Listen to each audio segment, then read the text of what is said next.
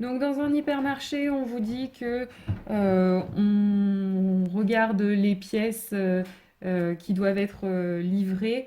Donc on regarde si elles ont des défauts ou pas. On prélève un échantillon de 100 pièces et on constate qu'il y a 94 pièces qui sont sans aucun défaut. Donc on vous demande de déterminer un intervalle de confiance de la proportion de pièces de la livraison qui sont sans aucun défaut avec un niveau de confiance 95%.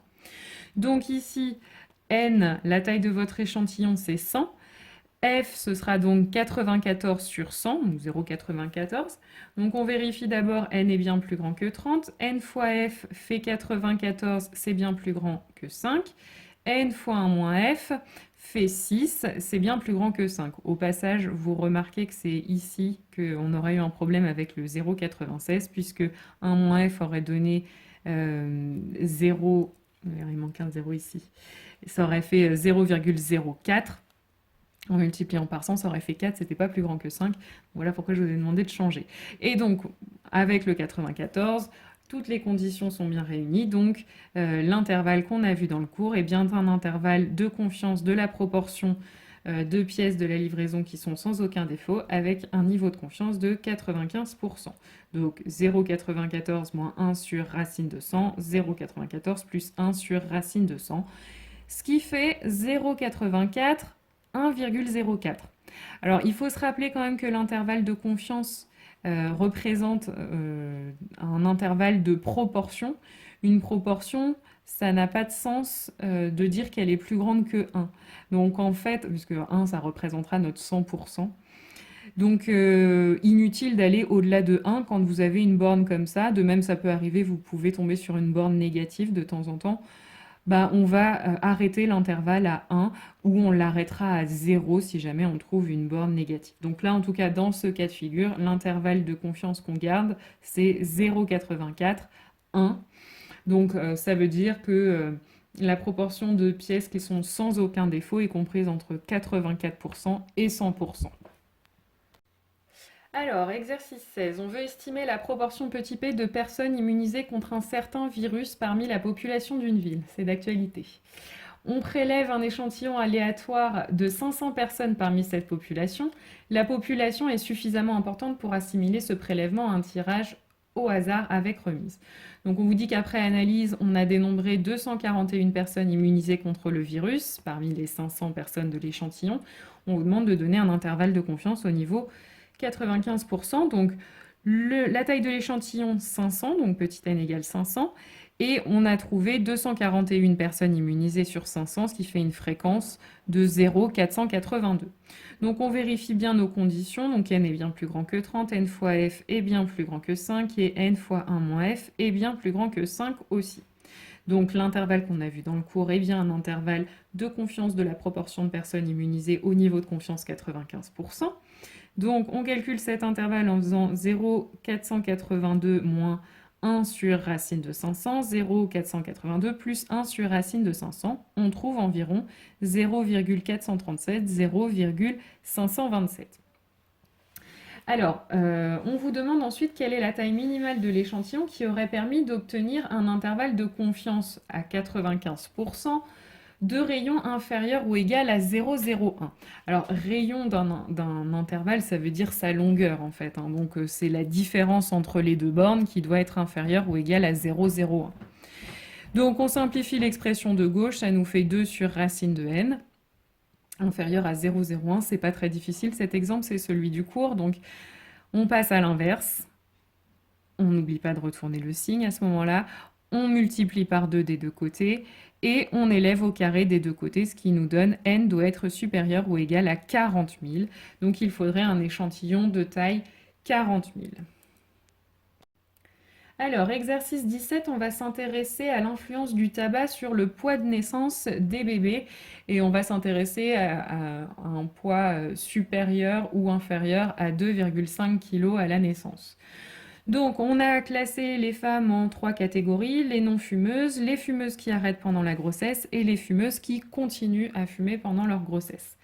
Donc on vous demande pour chacune des 3 populations d'éterminer un intervalle de confiance au niveau 95% de la proportion de bébés pesant moins de 2,5 kg à la naissance.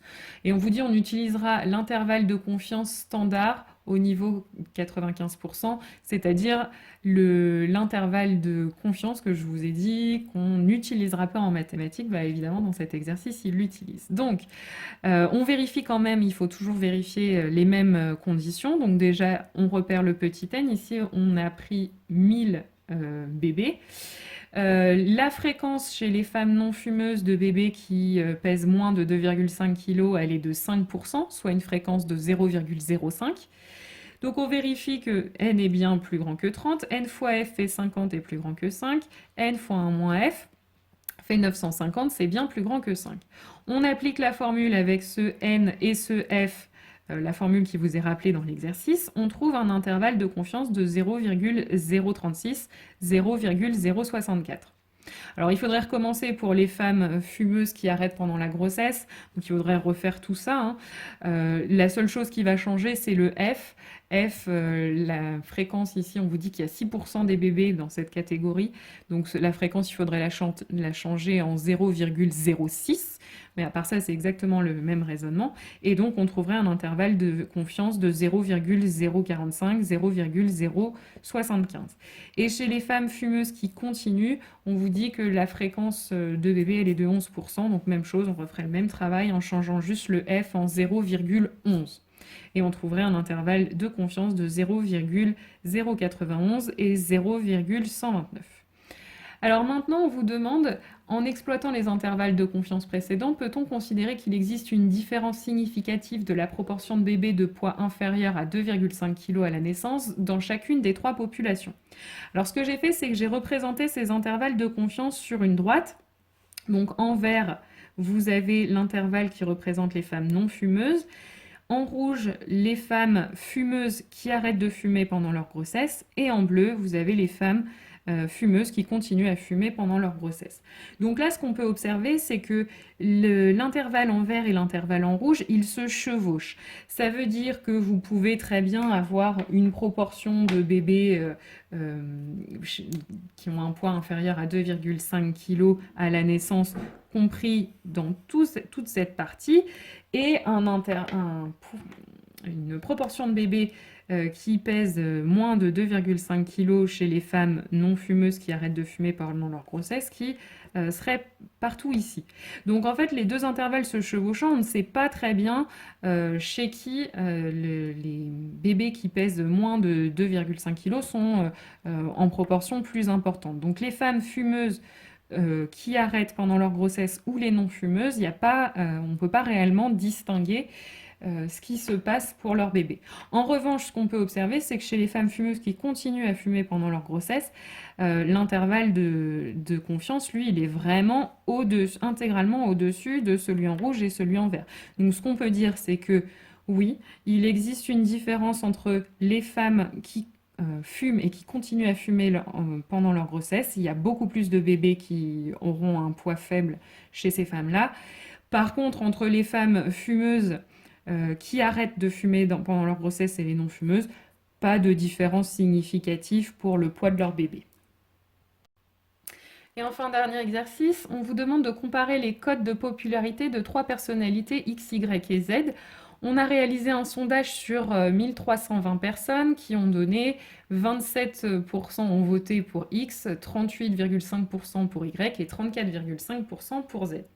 On vous demande d'estimer par intervalle de confiance la cote de popularité de X, Y et Z au niveau de confiance 95% dans la population et de représenter les 3 intervalles. Alors, pour X, vous avez encore une fois petit n, c'est le nombre de personnes sondées, donc 1320. Et la fréquence de personnes qui ont voté pour lui, c'est 27%, c'est-à-dire 0,27. On vérifie bien qu'on a les 3 conditions d'application des intervalles de confiance qui sont réunies. Ici, c'est le cas.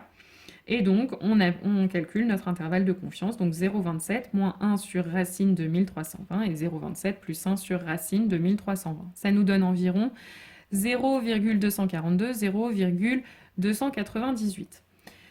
Pour y, il faudrait refaire le même travail, donc c'est le même n, mais par contre le f, ce sera 0,385. On trouve comme intervalle de confiance 0,357, 0,413. Et puis pour z, c'est pareil, ce serait le même n, mais pour f, on aurait 0,345. Et on trouve comme intervalle 0,317, 0,373. Donc même chose, j'ai représenté sur une droite les intervalles. Donc le premier intervalle, celui pour x, il est en vert. Le deuxième intervalle pour y, il est en rouge. Et le troisième intervalle pour z, il est en bleu. On vous demande à partir de ces intervalles de confiance, est-ce qu'on peut établir un classement? Alors, la réponse, elle est oui en partie. On sait que visiblement X, il n'est pas très populaire. Hein. Lui, on sait bien que ce sera le moins populaire des trois. Par contre, pour ce qui est de Y et de Z, les intervalles se chevauchent. Hein, donc on peut pas donner de réponse. Avec ce sondage, on ne peut pas dire lequel des deux est le plus populaire avec un niveau de confiance 95%. Alors du coup, on vous demande ensuite, avec ces mêmes taux, donc les mêmes pourcentages, quelle taille du sondage aurait été statistiquement... avec ces mêmes taux, pour quelle taille de sondage un classement aurait été statistiquement fondé au niveau de confiance 95%? En fait, pour que le sondage nous donne finalement un résultat, en fait, ce qu'il aurait fallu, c'est que les deux intervalles ne se chevauchent pas. C'est-à-dire que finalement, cette borne-là, il aurait fallu qu'elle se retrouve au-dessus de celle-ci. Alors, cette borne-là, comment on l'avait calculée? On avait fait 0,385 moins 1 sur racine de 1320.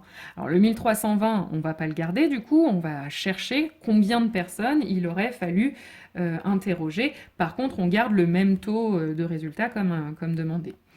Et donc, il aurait fallu que cette borne soit au-dessus de celle-ci. Or, celle-ci, comment on l'avait calculée? On avait fait 0,345 plus, cette fois-ci, 1 sur racine de n. Donc voilà, chercher comment départager les candidats, ça revient à résoudre cette inéquation. Donc, on passe 1 sur racine de n de ce côté-là, ça fait 2 sur racine de n, et on passe 0,345 de ce côté-là, ça nous fait 0,04. Donc, il faut résoudre cette inégalité, donc cette inéquation. On passe d'abord à l'inverse en pensant bien à retourner le signe. Ensuite, on multiplie par 2 des deux côtés et on passe au carré. Donc, on s'aperçoit qu'il faut que n soit strictement supérieur à 2500. Donc, il aurait fallu un sondage de taille 2501 personnes pour pouvoir établir un classement intégral.